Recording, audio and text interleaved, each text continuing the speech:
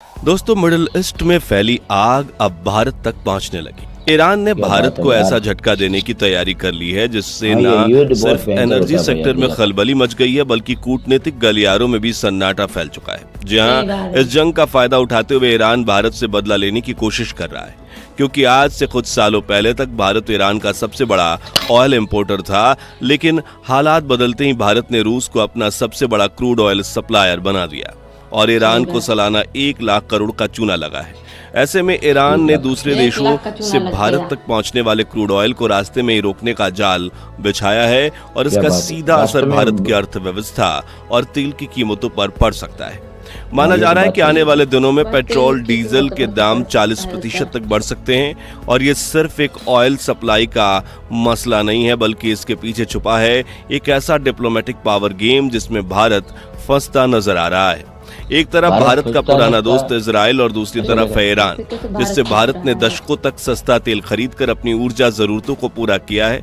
अब ऐसे में सवाल ये उठता है कि क्या भारत को इजराइल की मदद करने की कीमत चुकानी पड़ेगी? क्या अब ईरान खुलेआम भारत के खिलाफ हो चुका है?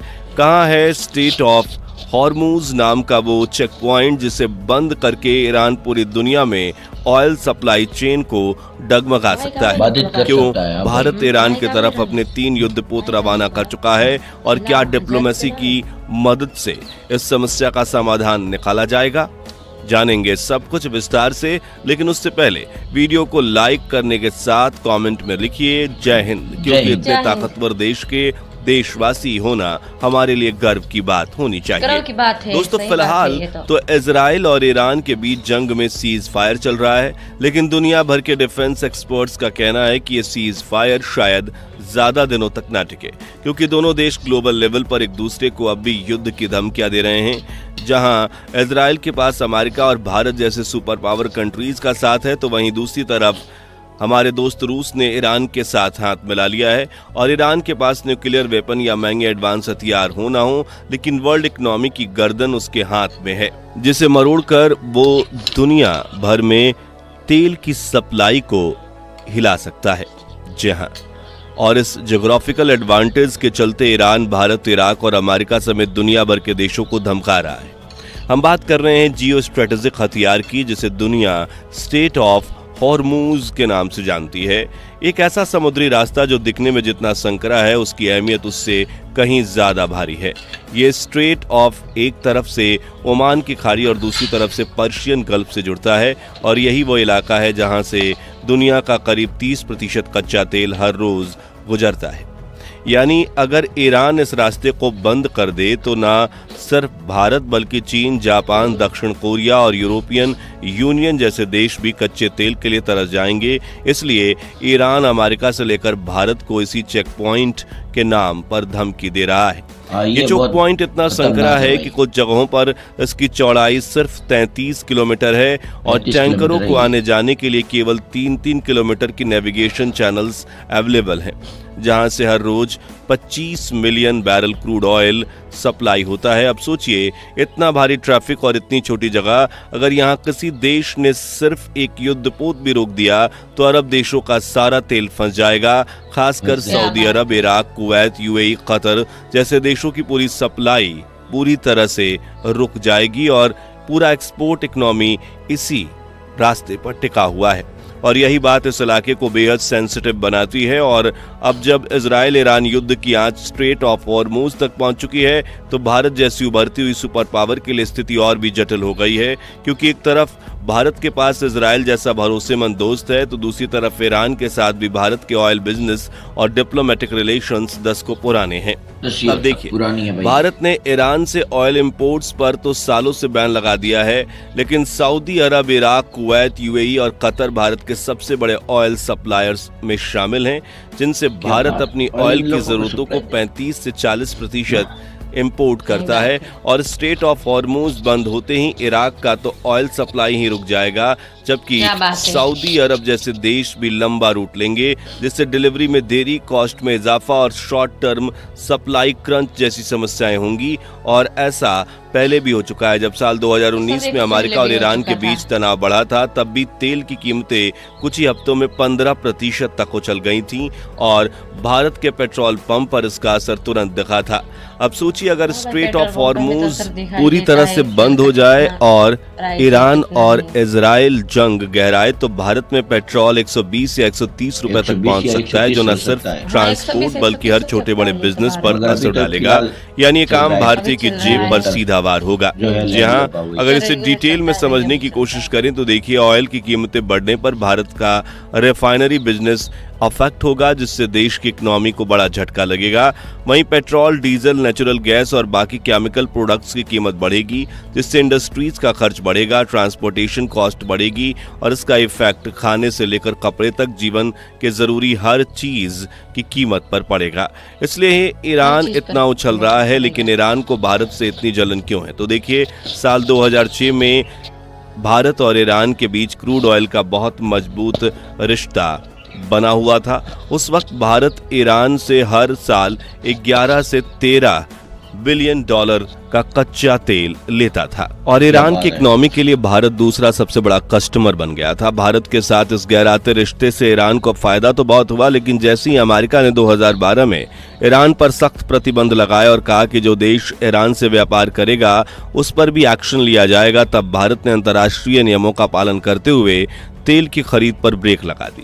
हालांकि भारत ने कई बार ईरान को बाईपास रास्तों से पेमेंट देने की कोशिश की, जैसे रुपया, riyal, trade system, barter system, यहां तक कि तुर्की के बैंक के जरिए पेमेंट। लेकिन जैसे जैसे अमेरिका का दबाव बढ़ता गया, ईरान ने अपनी इकोनॉमी से दुनिया भर के आतंकवादी संगठन का समर्थन करना शुरू किया। यहां तक कि भारत के पैसों पर जीकर भी ईरान पाकिस्तान के गुण गाता था और कहा जाता है कि ईरान से पाकिस्तान को फंडिंग भी मिलती है, जिसका इस्तेमाल उसने भारत पर हमले करने के लिए किया। ऐसे में भारत ने 2019 में ईरान से तेल इंपोर्ट पूरी तरह से बंद करवा दिया और यहीं से शुरू हुई ईरान की नाराजगी। उसे लगा कि भारत ने अमेरिका का दबाव आते ही पीठ दिखा दी, लेकिन ईरान ने अपनी हरकतों की वजह से ही सालाना करीब 1 लाख करोड़ का बिजनेस गंवा दिया था। फिर जब भारत ने सऊदी, यूएई, कुवैत और इराक जैसे देशों से अपने रिश्ते मजबूत कर लिए, तब ईरान को लगा कि उसकी जगह भारत की डिप्लोमेटिक टेबल पर बची ही नहीं। अब ईरान भारत को हर मोर्चे पर नीचा दिखाने की कोशिश कर रहा है, चाहे वो चार बहार पोर्ट की डील में देरी करना हो, पाकिस्तान से दोस्ती बढ़ाना हो या फिर क्रूड सप्लाई के नाम पर भारत को धमकाना। लेकिन अब 2006 वाला भारत नहीं है। आज भारत न सिर्फ ऑप्शनल रूट और सप्लायर्स पर काम कर रहा है, बल्कि strategic oil reserve, green energy और इंटरनेशनल एग्रीमेंट के जरिए वो लगातार अपनी साख को बढ़ा रहा है, जिससे किसी एक देश की ब्लैकमेलिंग से उसकी अर्थव्यवस्था कभी नहीं डगमगाएगी। जी हाँ, पहले भी स्ट्रेट ऑफ हॉर्मुज को बंद करने की ईरान की धमकी से जहां बाकी देश घबरा गए थे, वही भारत ने इसका जवाब घबरा कर नहीं बल्कि 3 अपनी पावरफुल स्ट्रेटजीज से दिया, जो अब भी कायम है।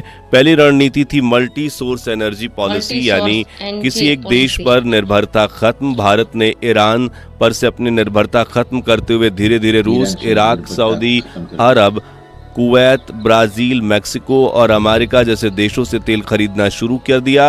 इसका नतीजा ये हुआ कि आज रूस भारत का सबसे बड़ा तेल सप्लायर बन गया, जहां से भारत डिस्काउंट में तेल खरीद रहा है और वहीं तेल प्रोसेस करके कई देशों को एक्सपोर्ट भी कर रहा है। और ईरान रूस वाले ऑयल सप्लाई को रोकना तो दूर की बात, छू तक नहीं सकता। भारत की दूसरी रणनीति थी रिफाइनरी स्ट्रेंथ बढ़ाना, इंटरनेशनल ट्रेड हब बनना। आज भारत दुनिया के टॉप 5 तेल रिफाइनरिंग देशों में आता है। गुजरात और महाराष्ट्र जैसे राज्यों में बनी रिफाइनरीज भारत सिर्फ अपनी जरूरत पूरी नहीं करता, बल्कि अफ्रीका और एशिया के कई देशों को फ्यूल सप्लाई भी करता है। ये सिर्फ एक बिजनेस नहीं बल्कि भारत की डिप्लोमेटिक स्ट्रेंथ का हिस्सा है। और तीसरी सबसे ताकतवर स्ट्रेटजी, ग्रीन एनर्जी और ऑयल रिजर्व दोनों पर फोकस। एक तरफ भारत सोलर, विंड और हाइड्रोजन जैसे विकल्पों पर काम कर रहा है, तो वहीं दूसरी तरफ स्ट्रेट ऑफ हॉर्मुज जैसी स्थितियों से निपटने के लिए भारत ने अपने ऑयल रिजर्व्स भी फुल कर लिए हैं, जिससे कुछ महीनों तक बिना इंपोर्ट के भी देश चल सकता है। यानी कि अब तक कोई भी देश, चाहे वो ईरान हो या कोई और, भारत को तेल के नाम पर ब्लैकमेल नहीं कर सकता। इतना ही नहीं, भारत ने अपने 3 युद्धपोत भी सीधा ईरान में तैनात कर दिए हैं। ये मजाक नहीं, बल्कि जब पूरी दुनिया सोच रही थी कि भारत ईरान युद्ध में न्यूट्रल रहेगा, तभी भारत ने एक ऐसी चुपचाप चाल चली जिसने सबको चौंका दिया। भारत ने अपनी 3 वॉरशिप INS तीर, INS शार्दुल और ICGS वीर को सीधे ईरान के बंदर अब्बास पोर्ट पर तैनात कर दिया। ये कोई आम दौरा नहीं था, बल्कि एक लॉन्ग रेंज ट्रेनिंग डिप्लॉयमेंट के तहत उठाया गया स्ट्रेटेजिक मूव था, जो न सिर्फ ईरान को मैसेज देता है बल्कि अमेरिका, इजराइल जैसे देश को भी दिखाता है कि भारत इस क्षेत्र में इम्पोर्टेंट और इंडिपेंडेंट पावर बन चुका है। इन तीनों जहाज़ों को ईरानी नेवी ने खुद एक्सकॉर्ट कर पोर्ट में लाया और उनका सेरेमोनियल वेलकम भी किया, जो ये बताता है कि भारत और ईरान के बीच डिफेंस और मरीन कोऑपरेशन की नई शुरुआत हो चुकी है। अब ये दौर ऐसा समय पर हुआ जब ईरान और इजराइल के बीच युद्ध की स्थिति बनी हुई है और पूरी दुनिया इस मिडिल ईस्ट के तनाव पर नजर गड़ाए हुए है। ऐसे में भारत की ये सी साइलेंट डिप्लोमेसी बताती है कि भारत अब किसी का पिछलग्गू नहीं, बल्कि एक मरीन सुपर पावर है जो जहां जरूरत पड़े वहां अपना कदम रखने का साहस और ताकत रखता है। तो दोस्तों, क्या आप भारत को अपने पुराने सच्चे दोस्त इजराइल के साथ खड़े रहना चाहिए या फिर ईरान से भी तेल खरीद कर इस जंग में तटस्थ या न्यूट्रल रहना चाहिए? अपनी राय हमें कमेंट्स में बताइए। ये वीडियो पसंद आई हो तो इसे लाइक और शेयर करके इस खबर को हर देशवासी तक पहुंचाइए और ऐसे ही दिलचस्प वीडियोस के लिए हमारे चैनल को सब्सक्राइब करके पास वाली घंटी जरूर बजा दीजिए। जय हिंद, जय भारत। हेलो दोस्तों, ये वीडियो तो ख़त्म हो चुका है। आपका क्या कहना है इस टॉपिक पे कि इजराइल और रूस और ईरान ये तीनों के देशों को किन सा रिश्ता रखना चाहिए? भारत को बहुत कठिनाई से कदम रखना पड़ेगा। तो अपनी राय आप लोग देखिए कमेंट में। इजराइल से दोस्ती रखना चाहिए क्योंकि दशकों तक से हमारे दोस्ती है इजराइल से, और रूस है, वो भी अपना बहुत पुरानी दोस्ती है। तो कमेंट में बताए तो क्या भारत को किसके साथ रहना चाहिए? अपनी राय कमेंट में बताइए। और भारत ने ईरान से क्यों दूरी बना ली है? ज्यादातर क्योंकि वो आतंकवादियों से समझौता करता रहता है। भारत आतंकवादियों से बहुत कोसों दूर है, ठीक है ना, इसलिए वो ऐसा नहीं करना चाहता। ये राय आपको कमेंट में जरूर बताइए। वीडियो अच्छा लगा हो तो लाइक करें और ज्यादा से ज्यादा इस वीडियो को शेयर जरूर कीजिएगा। नेक्स्ट वीडियो में मिलेंगे, तभी के लिए जय हिंद, जय भारत।